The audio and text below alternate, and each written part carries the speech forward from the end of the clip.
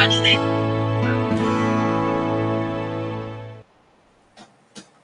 everybody, it's your girl Sharon Fletcher and welcome to In the Black, where we're trying to keep our Black-owned businesses, entrepreneurs, and overall talent and events in the black, meaning out of debt.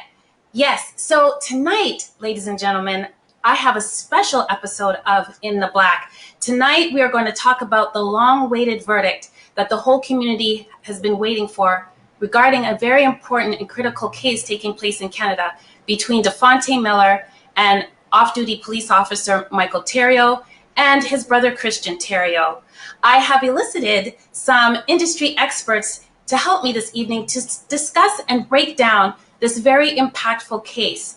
So, with no further ado, I will introduce my esteemed guests for tonight. So this evening, I am going to have with me first Mr. Leon Presner. Leon is a retired police officer, paralegal, who runs his own paralegal service and is also a private investigator. Leon, it's so great to have you with me this evening. How are you doing? I'm doing great tonight. Thank you for inviting me. Yeah, no, it's my pleasure to have you on tonight. And my second guest is Mr. Rocco Achampong. Rocco is a lawyer who has his own practice here in Toronto, Rocco Achampong Barrister and Solicitors. Rocco, it is such a pleasure to have you here with me this evening. How are you doing? Thank you for having me, Sharon. I'm just delighted to be able to take part in this important conversation. Yeah, no, I am so honored to have you. We're going to really need your legal expertise tonight to dive into this. Okay, and so last and not least, we have a doctor in the house. Oh yes, we have Mr. Dr. Vidoll Regisford. Hi Vidoll, Dr. Vidoll, how are you doing? I'm well, thank you, Sharon. Thank you for inviting me tonight. It's a pleasure to serve our community in this way.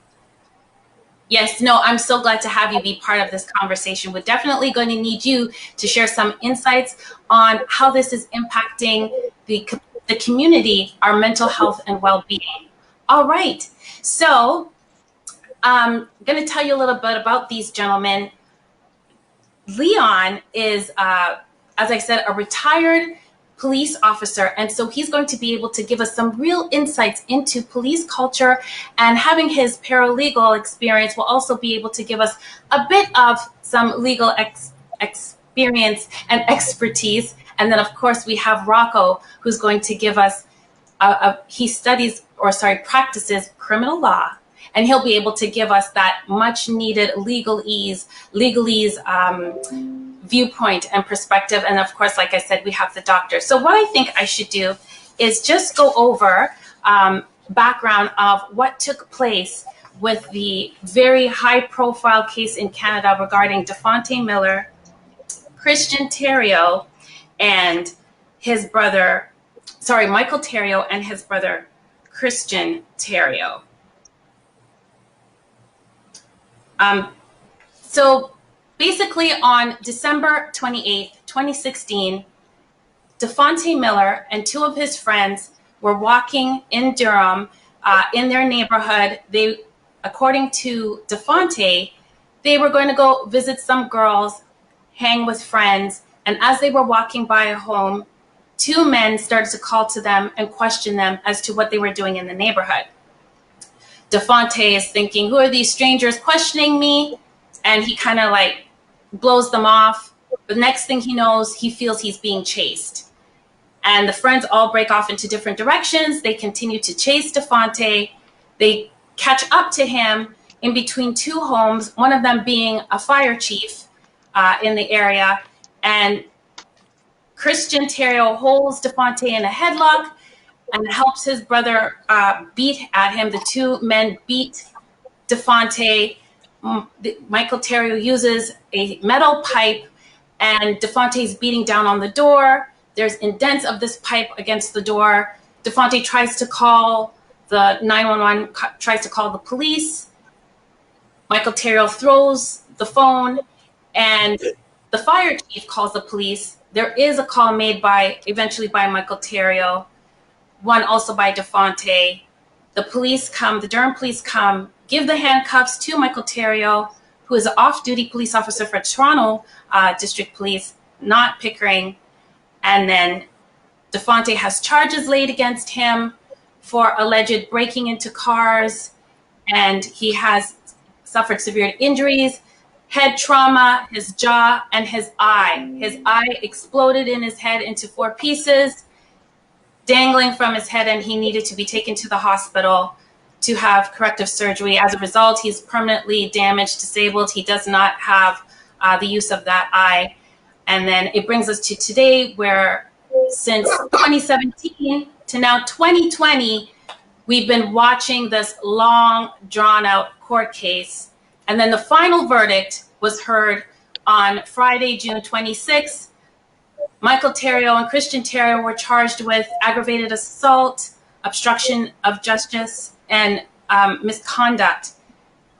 The final verdict was assault, reduced from aggravated assault to assault for off-duty officer Michael Theriault. No obstruction of justice. Christian Theriault was acquitted of all charges.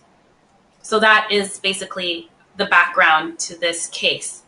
Now, gentlemen, I want to ask you first of all, and we'll get Leon, then Rocco, and then Dr.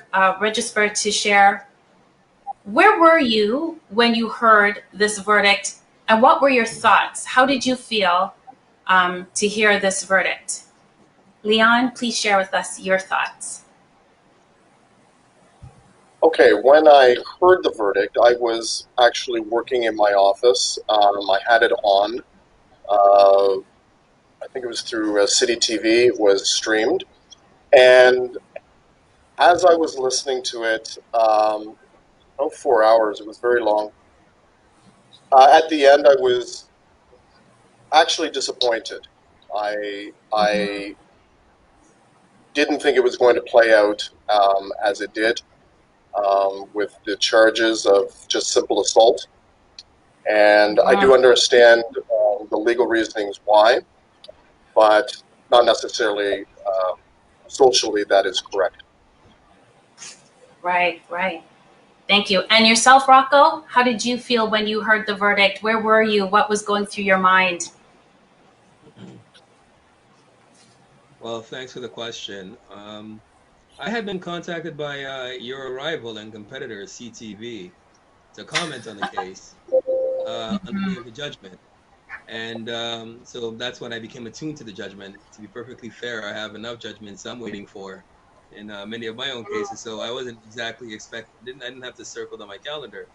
But then I started getting prepared, and then I tuned in to the judgment, a 4.5-hour judgment. I was in my office. I started at home. It was on my phone. I was streaming it on my phone.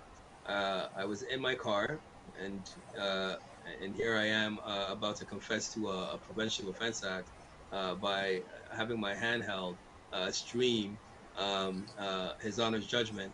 And then I showed up at the office, and I kept on watching it until for the next 4.5 hours. Yeah, it was long, wasn't it?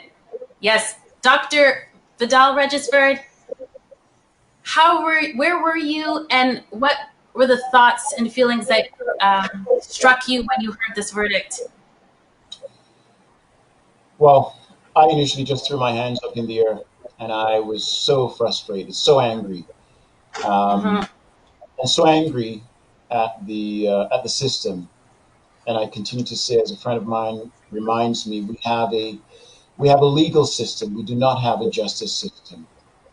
And for me, I just simply dismissed it out of my mind. I did not want to become as angry as I was at the murder, the lynching, the execution of George Floyd. And so for me, it was a miscarriage of justice again, and just another example of the failure of our legal system.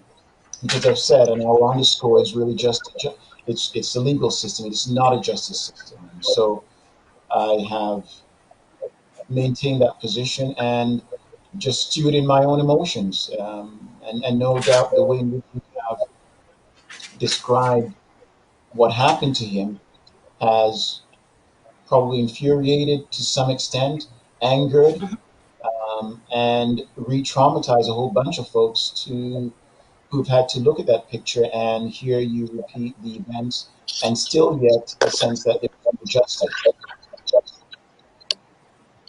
You used a very interesting word there. You said re-traumatize.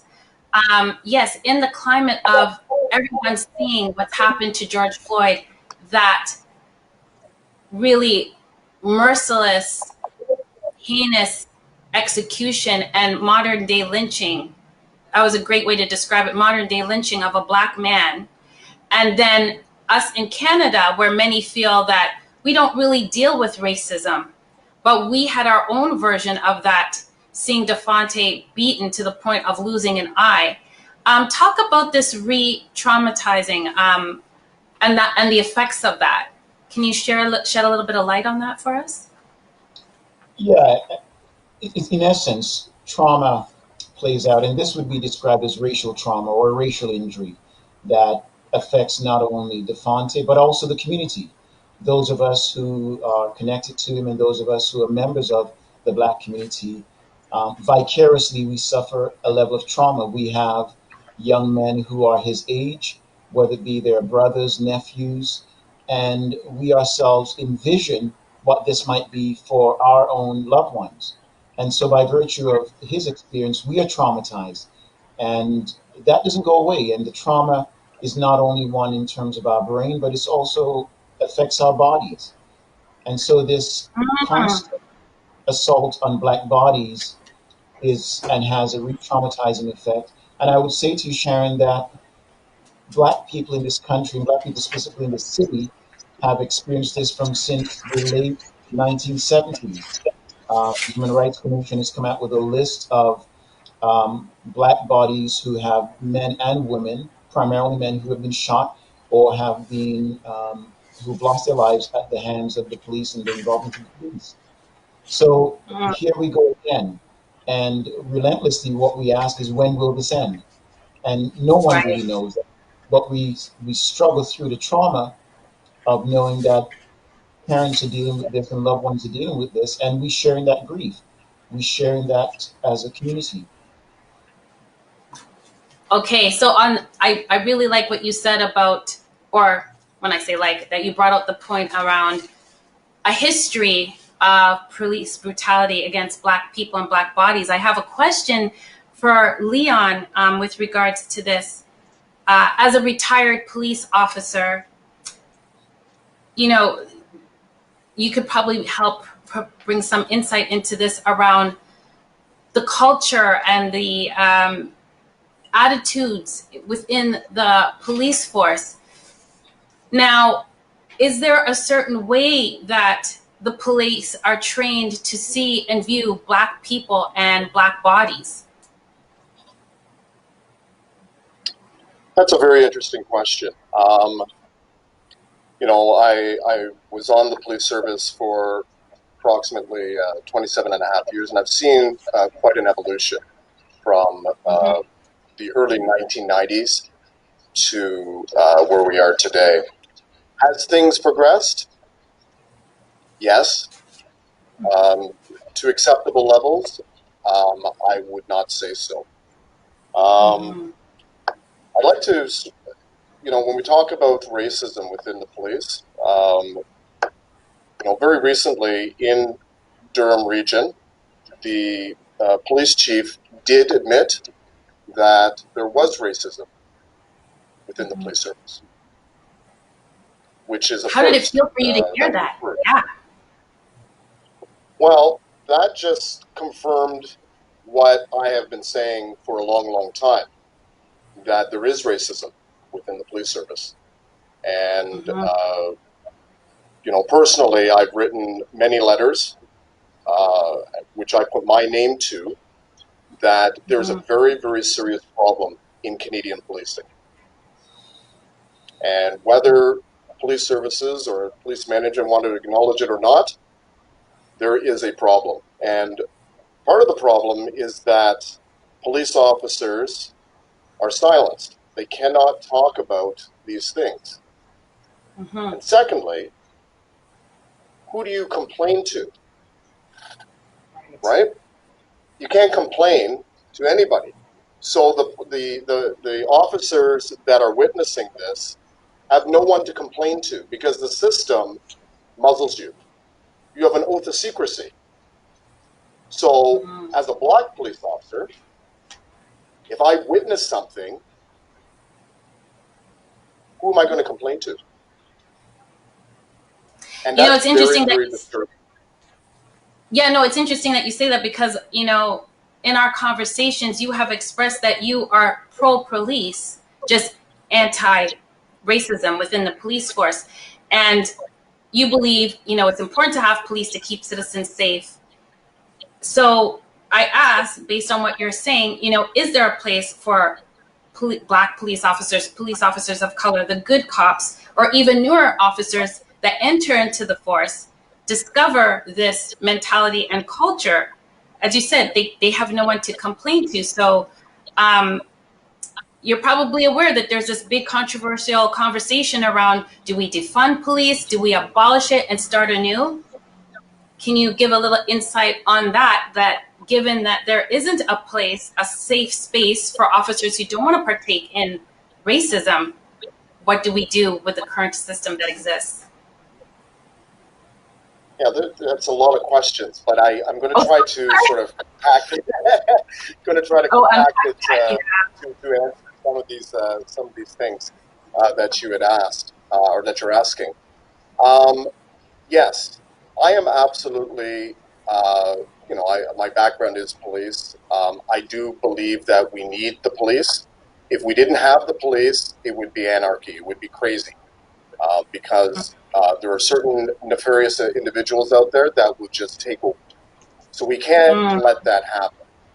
But what needs to happen is that we need good police officers.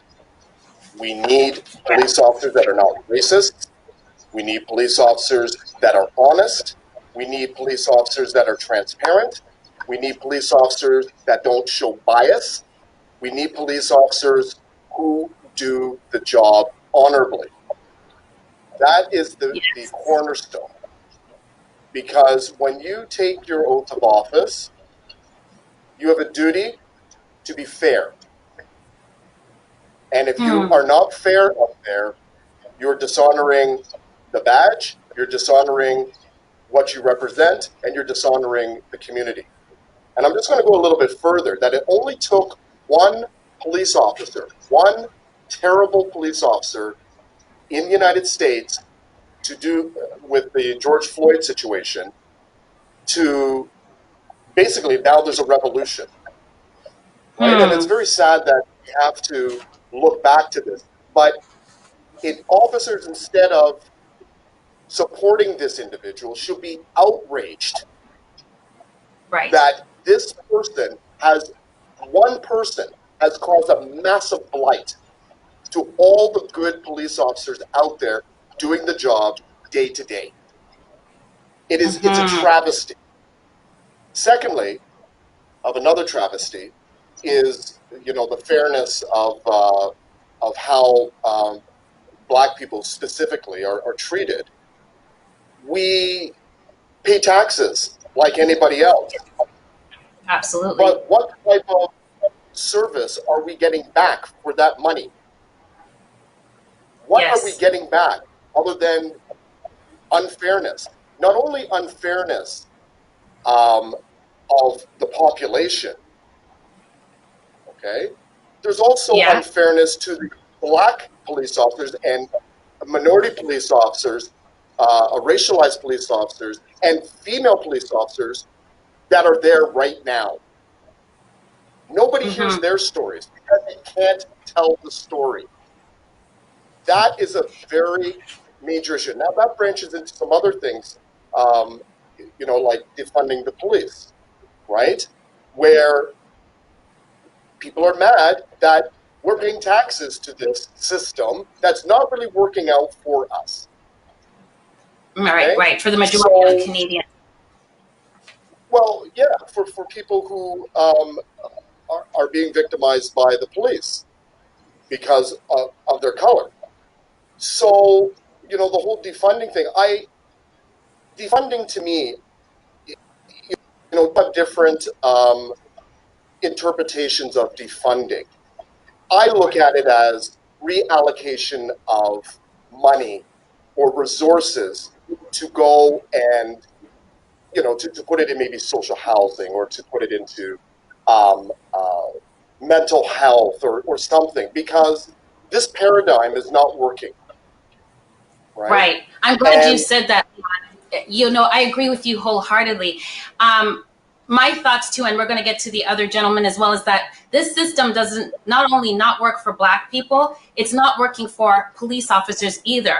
I have a friend in the force, and as you said, they undergo a lot of stresses, and there's apparently a very high suicide rate amongst police officers.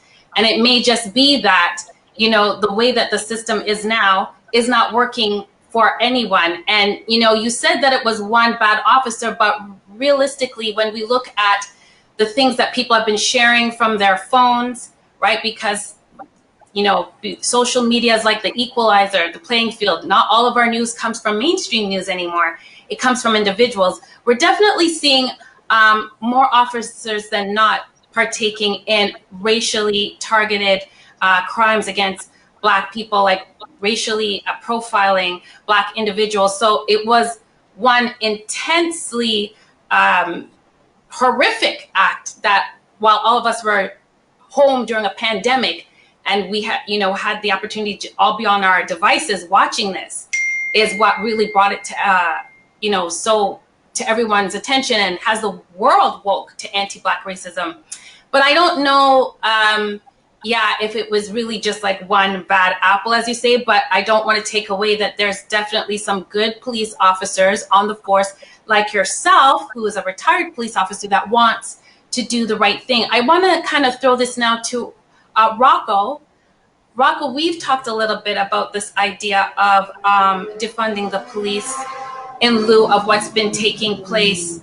You know, Julian Faulkner has asked for there to be more accountability amongst police officers, SIU units, and so forth. Can you share your perspective on defunding the police and police accountability? Well, as I've mentioned to you already, the mere call for defunding the police without more is just unintelligible. And we live in a system of intelligent decision making. And more often than not, it's a policy question, it's evidence led. And sorry, Rocco, I'm going to ask you to maybe, sorry, Rocco, can you turn your volume up just a smidgen? I don't think we can hear you that well. And I know you have something really impactful. You know what, I've been accused of being soft spoken. I hope I can be heard now. Yeah, no, speak up, brother. Speak up. Okay. So I say we live in a society that has a very developed framework for policy making, and more often than not, and it's pretty intelligible and it's evidence based. And when you get to the point where, you know, emotionally speaking, your standpoint is, let's take 10% off the top. We have we don't know where the money's coming from. We don't know what will result from that 10% off. Would that result in effectively a lesser force to population ratio, thus making it more dangerous to be in the community, limiting law enforcement resources on the ground to solve crime, investigate in the various areas, whether or not it's white collar crime, it's on the street crime, gang activity. There are a lot of things happening in society. So when you start off by saying 10% off the top, and I don't know where you got that number from, I tend to view it rather skeptically. So I mean, it's a proposition that's out there, and let's see where the debate goes. And I'm looking forward to hearing the evidence. Right. Yes. Yeah. No, there are some people. There was a meeting regarding the police budget, and there was deputations around, you know, as Leon expressed it, reallocating some of that fund, 10%, and having it go towards people who are more perhaps skilled to deal with mental health issues, because we've seen in the news where police are called to deal with mental health issues and it goes awry, the person gets shot or worse, killed. But I don't want to deviate too much from the Dafonte Miller case and verdict. This verdict of going from aggravated assault to assault. I want to kind of delve into that a little bit more around. Yes, so there's some key pieces that Judge DeLuca kind of pointed to and was speaking of, that long 4-hour dissertation of the details of the case. And I guess he gave that so that the community could have insight into all the things that he was weighing to come to the answer or the verdict that he came to. Actually, share your thoughts on what you think about that very long reading of a verdict. I want to I'll ask Rocco first, and then, Leon and Dr. Vidoll Regisford. What do you think of, first of all, Rocco, is it common to have such a long reading of a verdict? And I would say it's uncommon. Number one, because more often than not, there isn't that much in the context of things. There isn't that much media attention that is focused on most cases. More often than not, there are also the run-of-the-mill cases where a guilty verdict can be issued in 2 minutes, or a not guilty verdict can be reached in 2 minutes. But I think Justice DeLuca was very attuned to the societal context, societal pressures, the protest, and the heavy media presence surrounding it, and the heavy public interest involved in this case. So he wanted to make sure, number one, that he explains it was also a teachable moment for the public, right? Because how many times do you guys find yourself sitting in a courtroom listening to legal reasoning? So he has this platform, he has a seminal case, and these interesting facts that intersects issues that are having a significant moment in the ether of society, really, in the United States and in Canada, dealing with anti-Black racism. And then you have these 2 white police officers accused of beating this one Black boy. So he wanted to make sure that he was very thorough. He parsed the facts. He explained his findings of fact. He explained the principles he was applying. He explained the framework of law within which he was confined to and consigned to. And that's how, to answer your earlier question, that's how he reached the assault verdict, because assault with the weapon, even though he could have found it as a possibility, was not available to him as a lesser and included offense. So he explained everything to a T, and I think he did the justice system proud, unlike what my other friends may feel. Actually, it seems like Judge DeLuca is very well favored within his community and even amongst lawyers.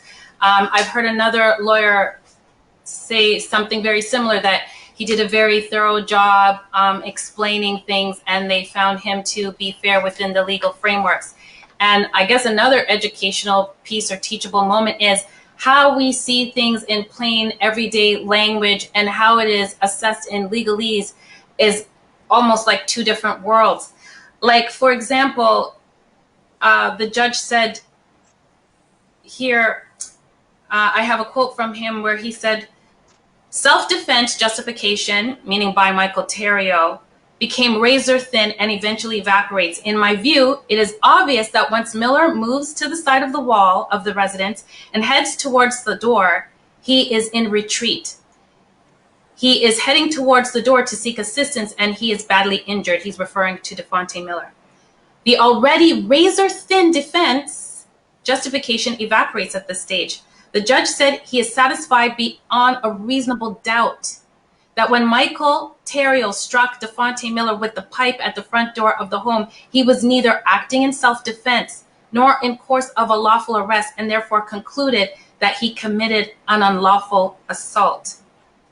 So when the public hears something like that, to us, it is clear cut as day that, the judge understands, and he used the terminology reasonable, without, reasonable doubt, right, beyond a reasonable doubt, that Michael Terrio intends to assault and injure Dafonte.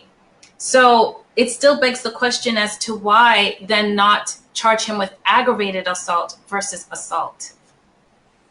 First, I want to ask Leon, or actually, since we have you still, Rocco, can you share a little bit on that, and then we'll get Leon's perspective. Sorry, guys, let me just jump in here with a 2-minute point. On the one hand, I think that's what makes the judgment very appealable. You can't if it's a lawful arrest and he is if he's not in custody, but he's not in the possession and power and control of the police officer pursuant to a lawful basis for arrest, and he is away from him, and technically speaking, anything he does to restrain him from that point on, assuming reasonable force, is lawful. So when he says we're fitting our way into he's losing the self-defense protections, one has to be very careful with his characterization.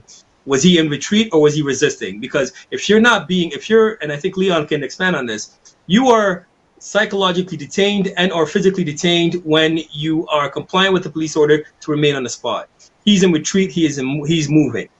You understand? So technically speaking, if the judge found as a fact that there was a flavor of lawfulness to the arrest and couched in the context of the fact that they say, and he accepts, that he was stealing from your cars, to the extent that they had not restrained him fully and he was not cuffed, any point up until that point, all reasonable force could have been used. But that's a lawyer's point of view, and that opens up the assault conviction to appeal. But I'll let Leon get in here with force protocol with respect to how a suspect is supposed to be apprehended. And keep in mind, Michael Terrio claims that he did not identify himself as a police officer, and he did not tell Dafonte he's under arrest until the 911 call after all of this. So just have that in the background. Okay, Leon, give it to us. Explained it well. All of the legal reasonings of how the judge did come to his ruling. Let's go and speak. Let's move backwards and speak about what you just said about the arrest, or speaking or telling the Dafonte Miller that he was under arrest. A police officer, and let's maybe just sort of clarify so that people would know, all police officers in Ontario are police officers of Ontario, okay? Which means if they're Durham or they're Toronto or they're OPP, they're all sworn in as police officers of Ontario. So Mr. Michael Terrio was in Durham. He lives in Durham. He's a police officer of Ontario. He has the authority to arrest or investigate, do whatever as a police officer. Okay? So even off duty, you're a police officer 24 hours a day, and you have to act as such because there's an act called the Police Services Act that governs police officers. Okay? Right. So Mr. Terrio, and this is my respectful opinion, there was talk that there wasn't an opportunity to identify.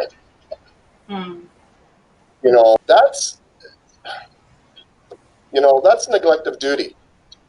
You have an obligation that you are a police officer, and off duty or on duty, you are arresting somebody or taking the liberties away from somebody. You've got to tell them. Yes. And Leon, not able, sorry, yes? Leon, I accept that as a rule, but there are also many exceptions. If he was not in, and the exception being, Sharon as a citizen, if Sharon encounters somebody in her driveway or in her garage, stealing from her truck, breaking and entering into the truck, trespassing onto the property, and stealing, she has the right as a citizen, pursuant to Section 494 powers, to arrest and restrain that individual. The police officer has Section 495 protections, but why is it that the police officer, even though the police officer has a heightened duty, why is it that Sharon does not have to identify herself if she's effecting an arrest, a lawful arrest, assuming that this person was caught committing a crime, but this person, Mr. Terrio, sees Dafonte in his garage, he's in the rush of emotion, he is the victim of the crime, he's not just acting as a police officer, he's also a victim in the circumstance. You understand? He's reacting. So if he says it's a slip of mind that I don't remember I'm a police officer first, but I'm protecting my property, that somehow that makes the arrest less lawful. I don't see how that's the case. Interesting. I was gonna also let you guys know that you know, at the time, Dafonte is beaten badly, right? And then he's arrested. However, with this alleged breaking into cars to steal petty change. But once it came out that the conduct of Michael Terrio was not investigated properly, the charges of this alleged breaking into cars was dropped. It was dropped in May. So I found it interesting that Judge DeLuca kept going on and on for what felt like an hour and a half of that 3.5-hour dissertation about this alleged breaking in, because those charges were withdrawn. So Dafonte Miller, to be clear, has no criminal record. He didn't have a criminal record prior to this, and he was allegedly car hopping. But according to Dafonte, he was walking past the home. They're sitting in their garage smoking in the winter, and they proceed to chase him barefoot after sitting in their garage. Sharon, it was a finding of fact of His Honor. The judge found that he was car hopping as a finding of fact. Unless that's overturned on appeal, that's what the judgment says he was doing. He's been judged. So a finding of fact, because that he was in fact stealing from cars. But then they didn't jail him? Well, I mean, there was no public interest in prosecuting given the excessive force and the resulting injury. But I mean, his own friends that he was supposedly with is the one that fessed up to the fact that they were car hopping. But I want to hear what Dr. Vidoll has to say. Yeah, Dr. Vidoll, I was quite prepared to leave it for the rest of you for the rest of the show, but nevertheless, look, here's my position. We live in a political democracy, and the realities are that we subscribe to the rule of law. However, the execution of the rule of law against certain bodies is what's in question here, from my perspective, whether you're Black or Indigenous. Since April of this year, we've had 6 Indigenous persons dead at the result of police force in this country. Here again, we're talking about Dafonte Miller and what has happened to him. So at what point do we recognize in the system that there's a flaw? We're also not talking about this truth, that this was 2 against 1. Here is someone who's a police officer who is trained to a certain extent in a paramilitary system that teaches one to certain holds and certain techniques for arresting an individual or for even inflicting harm in order to arrest an individual. Right. And this doesn't get factored. And though I respect the law and the technicality of the law, which I've already stated clearly what my position is, there is the legal system and what Judge DeLuca in his wisdom expounded, and then there is justice, what society expects. When someone, a citizen, loses a limb, an eye as a result of an event that really we have come to recognize was illegitimate. Now, Rocky, you're introducing this idea that he was, or this fact that he was charged, he was actually car hopping and so on and so on, and that may be the case.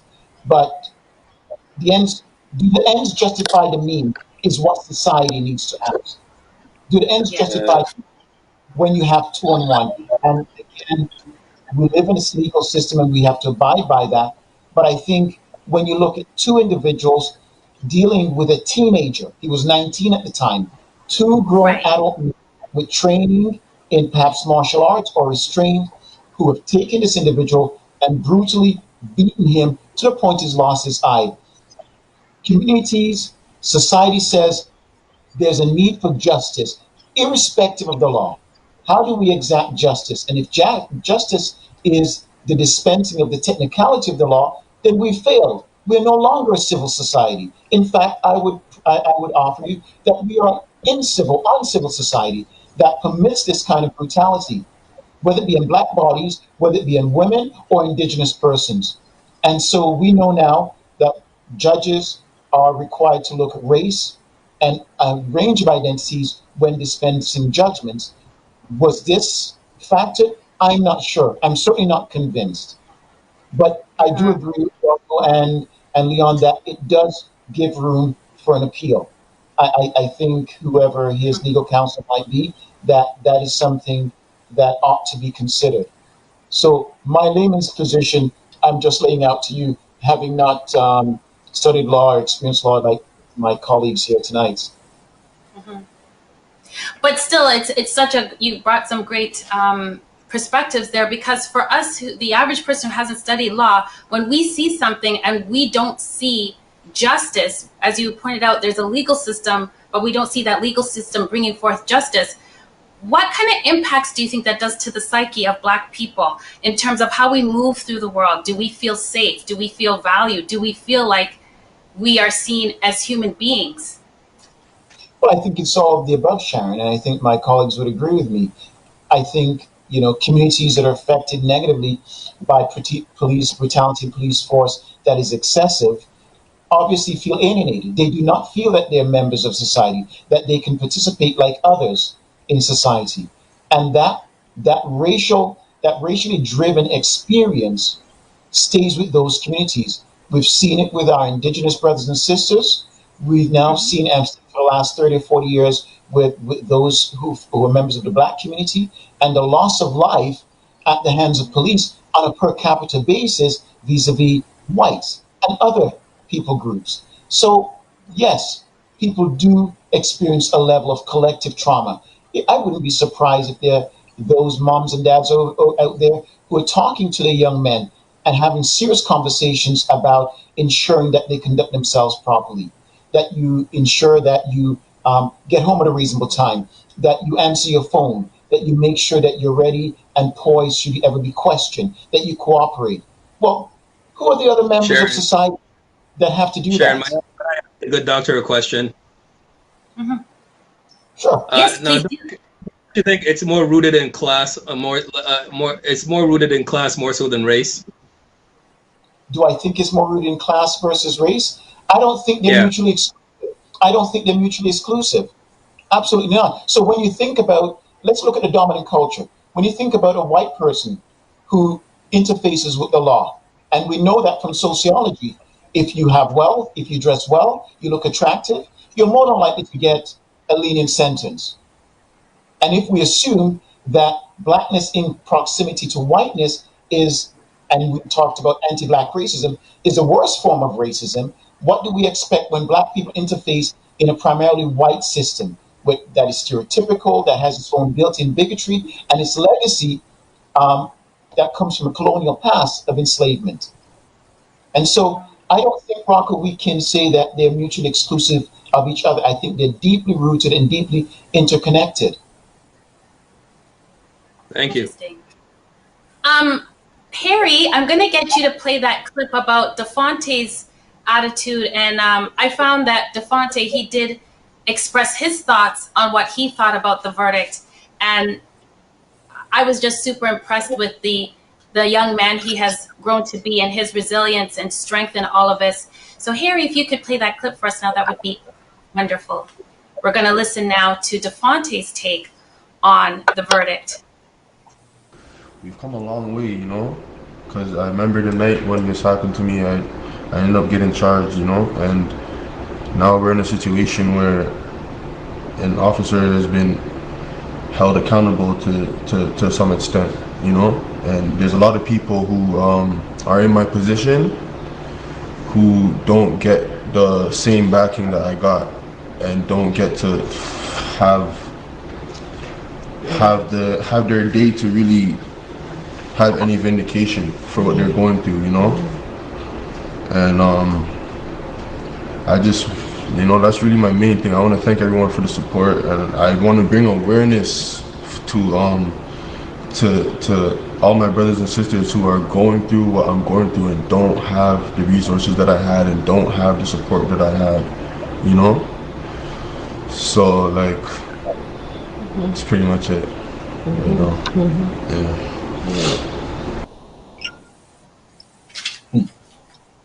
Wow. So he's the one who experienced that trauma, that horrific, violent, racially driven crime against him.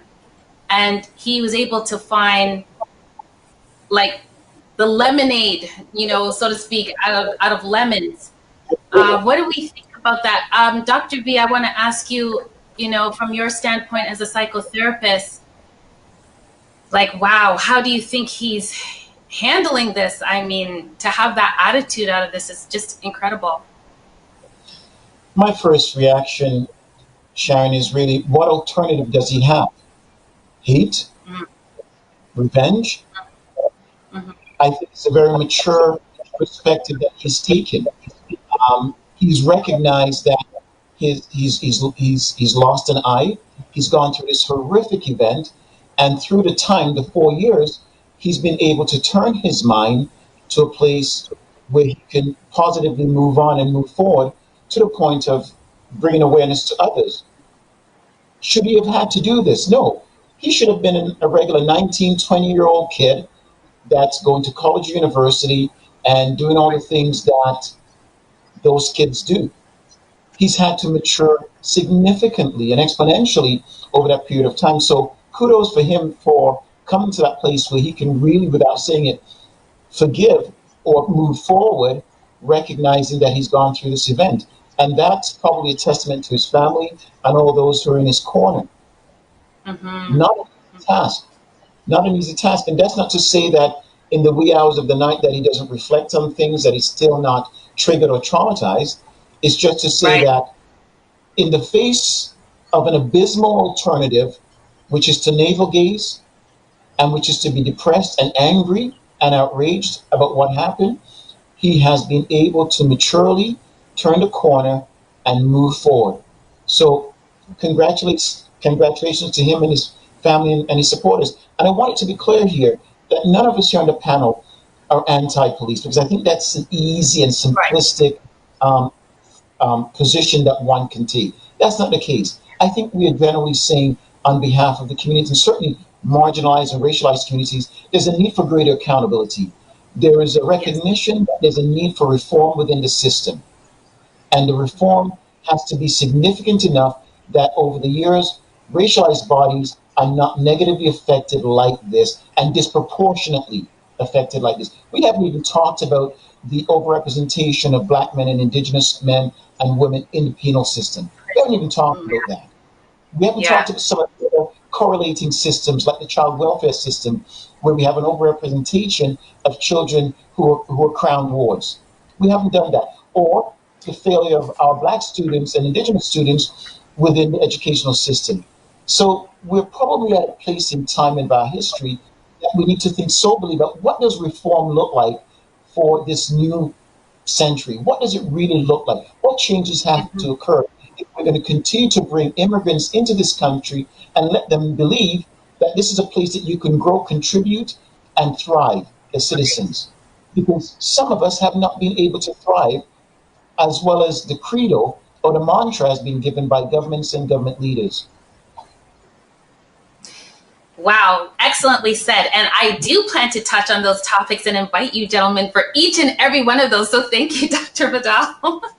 Now, Leon and Rocco, share your thoughts on Dafonte's attitude. He says, he has brothers, the other brothers and sisters, meaning other Black people who are in situations like his, and they didn't get to even, they're not even here. They're not alive. They didn't have the resources to fight this legally. And so he's trying to see the brighter side of this as a win. In your legal opinions, maybe we'll start with Rocco. Is this a win? Insofar as a civil lawsuit is concerned, absolutely. He has something to hang his hat on, because I'm sure Jordan is not representing him without a view to seeking compensation for damages suffered as a result of that eye being taken out of his socket, which also it's a whole trial on itself. But he has some cover and some help from the criminal court, which has a very higher standard for conviction than a civil court, which has a very lower standard. Did he probably take out his eye? Yes. In the course of being excessive? Yes. I think Jordan Faulkner has a strong finding of fact from the criminal court that says, yes, it was excessive. I cannot charge him with assault with a weapon, but assault is available as a lesser included offense. I'm gonna hang him on that one. So yeah, it helps out. it helps him out immensely in civil litigation.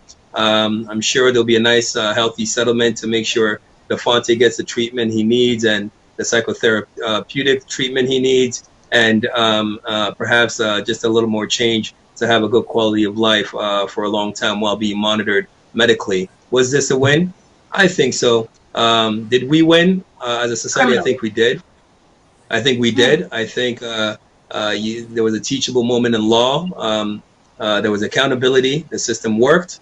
Does it always work for people? It's a larger access to justice question. Does it always work for people? No. But we can talk about those individual cases on another day. Leon, can you share your insights? Do you think this is a win? Yes, to a certain extent. Yeah, definitely. I definitely agree with Rocco. Civilly, for sure, will be a win. Just reflecting, when I was an officer on the street, many a time we caught kids breaking into cars, and when I mean breaking into cars, they open the door. There's change in the console. They take the change. They take whatever they can take of value, and police give chase. And then they get arrested. And it's preposterous that somebody would be beaten with a pipe for breaking into a car. Right? When I heard it, I couldn't believe it. And the first thing I thought was that it was racially motivated. Just straight up. And I was a police officer at the time on the said police force. So think about just psychologically where I am, working in that environment, with these things happening with colleagues, and I'm silenced. So, the trauma is everywhere. And I think Doctor absolutely hit it bang on. It affects all of us, even the ones who are trying to enforce the law. It's terrible. Is it class driven? I just want to sort of explain a little bit. You hear of the traffic stops, and you hear the same themes over and over again. That stop for no reason, harassed, all this by Black people, Indigenous also in Canada, and it's always the same theme. And my reasoning of this is that Black people or Indigenous people are painted with a very large brush. Right. It doesn't matter if you're law-abiding. It doesn't matter if you're a doctor. It doesn't matter if you're a lawyer. It doesn't matter if you are even on the police force. Mm-hmm. You can get jacked up by the police and treated like a dog because of your color. Mm-hmm. I could talk stories, but I have been stopped by different police services, and me being a police officer was treated like a dog by my own colleagues. So I have lots of stories to tell about those types of things. But we're definitely going to have to do another show for you to tell those. Yeah, of course. But going back to Dafonte Miller, no matter what the opinions are of him, no matter what he has done or alleged to have done, he did not deserve to lose an eye, whether he went into a car or not. Mm-hmm. And that's where the level of justice is an issue. It's the justice, right? It's just the everyday justice that this doesn't equal to this. Yes, law-wise, Rocco and I will agree that the ruling was fair. It was, with all the evidence provided, but the everyday person looks at it as, a bit of the short end of the stick of what ought to have happened. So. Yeah, I think there's some interesting messages that come out as a result of how this case is handled and the verdict, because what is the value of a Black life, right? That can you beat someone, you know, to the point of them losing an eye and just walk away from that? And the intention at the time was not only to beat him, but they were trying to arrest him and put him away for many, many years. So he would have had the trauma of the 2-on-1 racially driven beating. And then, you know, and one could argue, cover up their tracks of what they tried to do and put him in jail because he didn't die. Right? You see, for me, Sharon, if I may, Sharon, see, for me, here's a question. If this was a fair fight, if this was 1-on-1, I dare say that Dafonte Miller in that instant might have saved his eye. Like he probably would not have sustained an injury because it would have been a fair fight. But when you have an unfair fight, when you have an imbalance of power, 2 adult males on a team, 4 arms, 4 legs against 2 arms and 2 legs, trained with a skill of restraining and perhaps even parallel skills that are related to martial arts. That's where the community is incensed. And I think if we can ever get to a place in our legal system whereby judges not only factor the technicality of the law, but they're also incorporating the need to dispense justice that demonstrates or shows communities that the system is balanced. Because one is not exclusive of the other. But this is what we've got, and I accept that this is what we've got, but I strive for a better system. For my children, my grandchildren, I strive for a better system. That's what we want. There are good police officers out there, and we've all met them. They give us a break when we get a parking ticket. They attend the barbecues. There are coaches in basketball, football. They're a part of our community. But how do we reform a system unless we get to a place where we begin to accept that there's a problem? And forget about people. The problem is a problem. That is, the system is gone awry. We need to correct it. And as such, these are the things that we need to do to correct it. So I have to. I think we all agree. Sorry, go ahead. Were you going to say something, Rocco? Yeah, just a quick one. Sorry, Doug. I think society has accepted that there is anti-Black bias in policing. There's anti-Indigenous bias in policing. Obviously, we have a very long history in Canada of institutional exclusion of Blacks. We forget that Canada is a country that had an order in council passed by Wilfrid Laurier himself, the much celebrated prime minister, that banned the Black race, the peoples of the Black race, from even coming into Canada. So we have a very long system of anti-Black institutionalization that's affected us as a population to this day. The conversation has begun, but the message we should be leaving with is hope. These kids have done a great job this summer putting the issue in the public square and in the public consciousness. And I mean, I think we should be hopeful that there will be change. And it's a hard slug. That's what our first Black president taught us. It's going to be difficult, but we will get there, right? So, I love that message, Rocco. Yes, and I think we all are agreeing that the current system doesn't work. We're not being hard on the individuals, the people. There's good and bad in all sectors of, work and government and careers.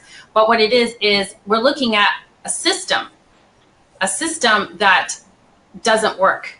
And not only is it not working for a small portion of people, it's, from what we're seeing in these types of events, it's not working for police, it's not working for the public. So if it's not working, we need some things to be changed, to be reimagined. So Rocco, with a case like this, he'd spoken of an appeal. What is first of all, first things first, with the reduced charge from aggravated assault to assault, what's the most lenient sentencing that Michael Terrio can receive, and what is the highest or more intense sentencing? It's an absolute discharge or no sentence at all. An absolute discharge will result in no criminal record. It is extinguished after a few a few months, I think 12 months, which is usually 12 months. He could get a conditional discharge. He could get a suspended sentence. Assault simpliciter, which was the result, usually has a maximum of 5 years imprisonment. He's not going to get the maximum. At the end of the day, even if you accept the aggravated factors of the eye injury and perhaps the excessive use of force in respect to that, but you have to understand that as a finding of fact, he said that he accepts that the eye may have been lost in a tussle in the context of a lawful arrest.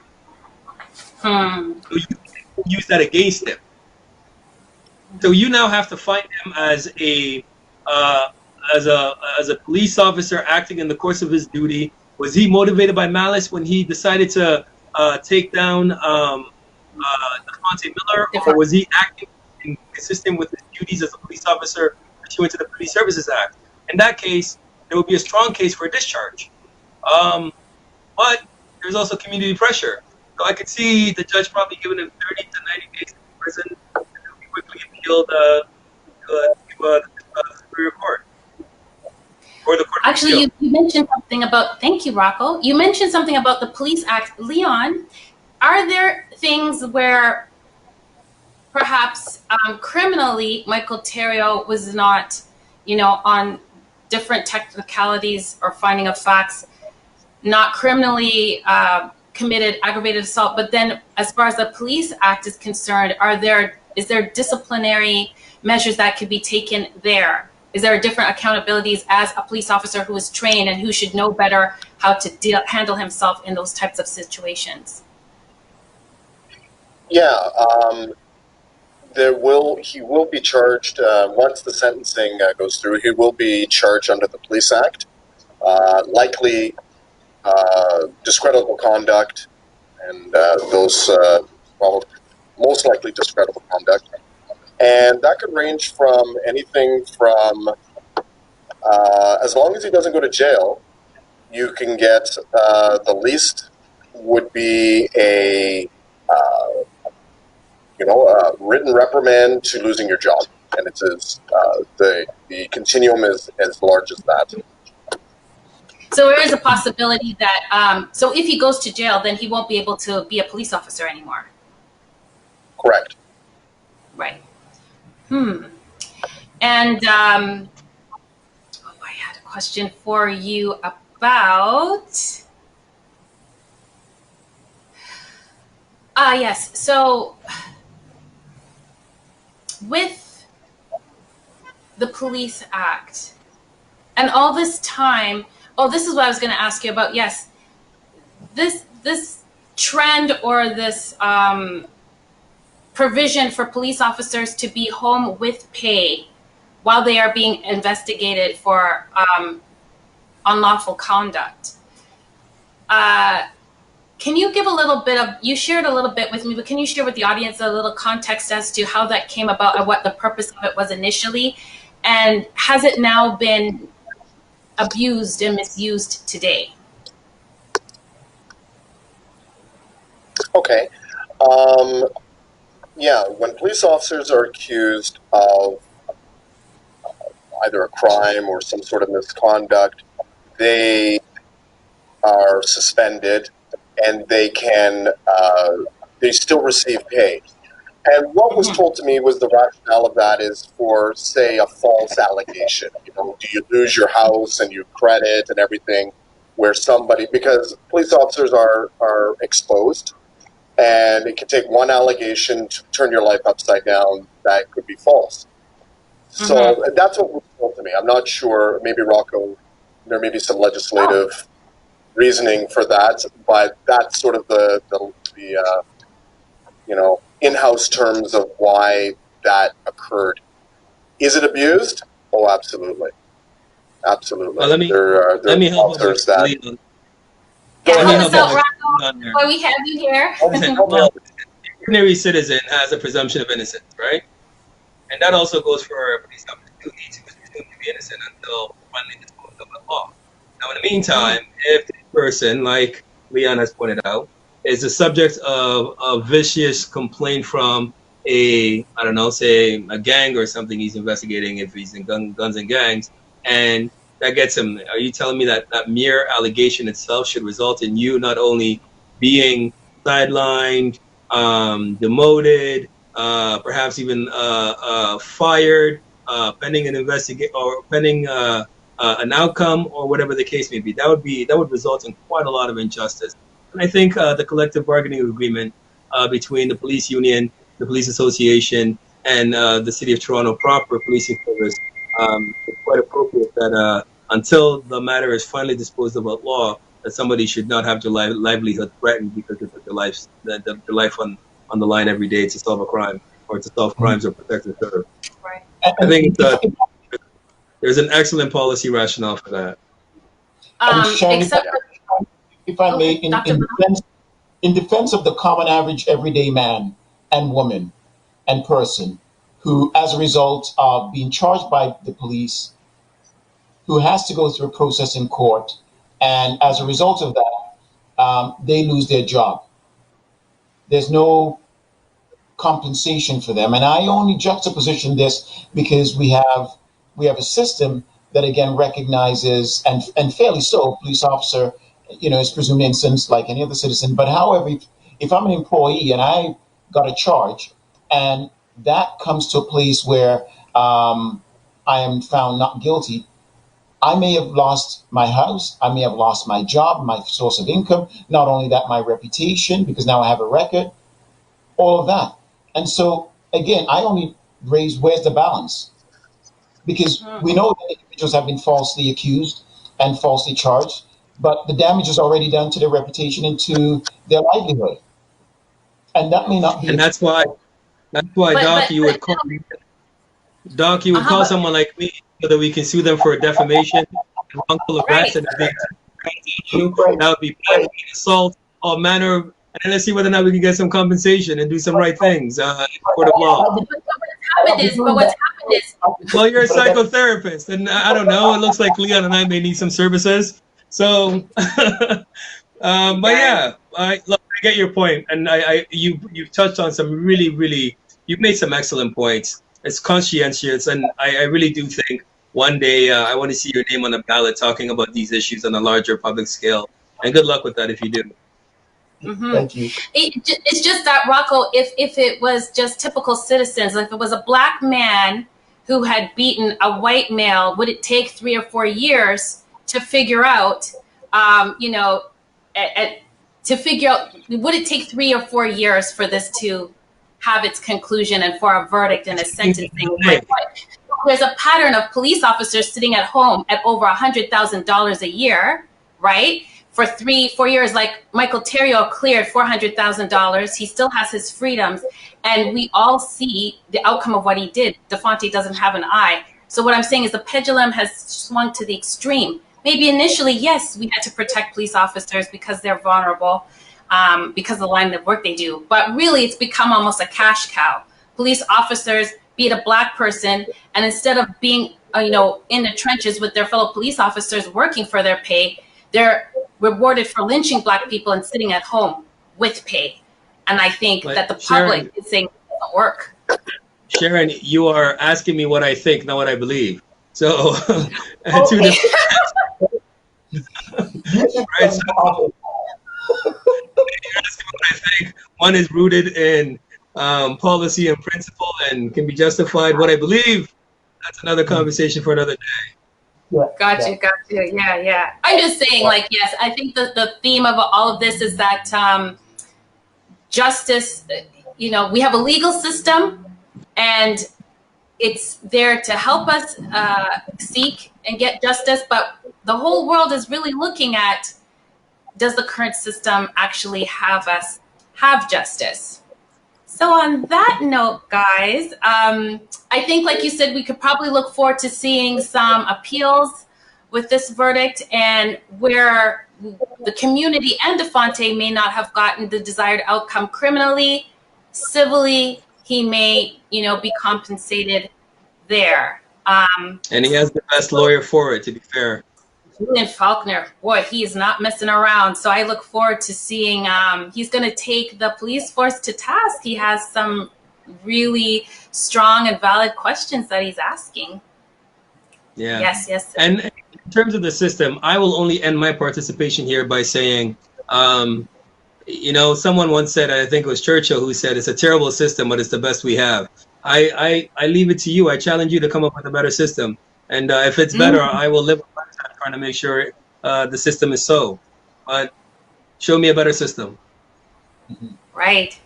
Well, I think we're in a really exciting time where the community and lots of people at different levels of government and different sectors of society are really taking a look at this and reimagining what could a new system look like. And I think, out of the unfortunate circumstances that has happened, that what might emerge is a new system.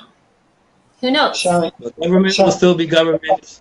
Power will still be power. The bureaucracy will still be bureaucracy, and they will still need law enforcement. Right. I think, if I may, I just think it's important to note, Rocco's alluded to it, and certainly Leon's alluded to it. I think the currency of the moment for all of us here is indeed hope. It is indeed hope. That's the currency that we're peddling in. That's what we're working with. We have no other option than hopeful, because the alternative is a bleak one.